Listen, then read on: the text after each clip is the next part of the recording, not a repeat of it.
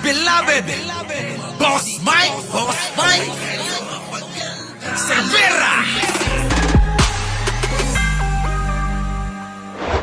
Mga kababayan ko, eto naman si Sara. May paliwanag. Oo. Bigla na nga ano ngayon. Oo. Hindi naman daw niya pinipigilan. Oy, utot mo, Sara. Sabi ni Sara, hindi ko naman pinipigilan ang proseso ng eme, ana-ana. Pakinggan niyo mga kababayan ko. Kampo ni Vice President Sara Duterte na yung kanilang kahilingan sa Eto na ha. Pakinggan niyo maigi. Masyadong malakas. Patatagnan nyo ha. Pakinggan nyo. Ito na. Pasok. Anong NBI ka dyan ha? Nilinaw po ng kampo ni Vice President Sara Duterte na yung kanilang kahilingan sa Korte Suprema na maglabas ng TRO o yung pong Temporary Restraining Order para mapigilan po yung impeachment proceeding ng Kamara ay hindi nangangahulugan na gusto nilang umiwas sa proseso, kundi Tigilan mo nga kami, Sara. Hindi daw nangangahulugan yung pagpunta nila pagpasaklolo sa Korte Suprema ay hindi daw nangangahulugan na pinipigilan daw nila yung proseso. Tutot mo, halatang halata naman kayo. Dinimanda nyo nga si Ramil Madriaga kayong mag-asawa. Tapos nako, ewan ko sa inyo. nais lang nilang masigurong nakasusunod ang Kamara sa nakasaad sa saligang batas. Paano nyo malalaman na sumusunod talaga hindi naman kayo dumadalo, mga putang ina mo, Sara? Alam nyo, pinagloloko tayo ng putang inang Sara na to eh. Sara, ikaw putang ina mo, wag mo kaming pinagloloko. Kung gusto mong malaman, kung yan lang pala yung dahilan mo, na ang gusto mo lang, masiguro na sumusunod, ang dami mong abogado, 16, dumalo kayo lahat sa pagdinig sa Kongreso para malaman nyo kung sumusunod o hindi. Putang ina, niloloko tayo mga kababayan. Pinagloloko tayo ni Sara Duterte. Napakagago, no, mga kababayan ko. Yun daw yung dahilan niya. Tanga. Oo, pumunta kayo. Sara, pumunta ka doon, putang ina mo. Pumunta ka doon, tapos sabihin mo, ganito, ganire. O questionin ninyo. Pagka merong hindi nasusunod, magtaas ka ng kamay. Diba? Sabihin mo, may I go out? Di ba, no, mga kababayan? Simple lang no? Simple. Paano mo malalaman na sumusunod o hindi sumusunod? Hindi ka nga dumadalo. Tapos, daldal ka ng daldal sa mga vlogger mong mga pangit na katulad mo. Tapos, pinapaniwalaan din ng mga pangit na tagasunod nyo. Di ba, no? Di ba? O ano? Ewan ko sa'yo. Kasi feeling mo yung mga Pilipino katulad mong bobo eh. Hindi ho tayo mga pinanganak kahapon, mga kababayan ko, na ganyang katwiran.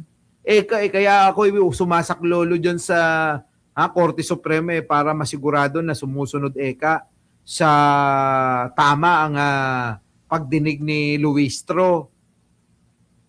Tanga. Pag puntahan mo kaya, dumalo ka, dinalaman mo na. Ewan ko. Madeline Villarmo Ratillo sa balitang niya. Hiniling ni Vice President Sara Duterte sa Korte Suprema na maglabas ito ng Temporary Restraining Order laban sa Kamara at House Committee on Justice at pigilan ang ginagawang impeachment proceedings laban sa kanya. Sa 55 petition for certiorari and prohibition na inihain ni VP Sara sa pamamagitan ng kanyang mga abogado. Hiniling rin ito na maglabas ng writ of preliminary injunction ang Korte Suprema laban sa proceedings dahil sa pagiging unconstitutional ng reklamo. Ipinadedeklara rin ng Vice Presidente na void at labag sa saligang batas ang Section 7 at 8 ng Rules of Procedure ng Tangina mo, sino ba nag-a-advise sa'yo? Di ba?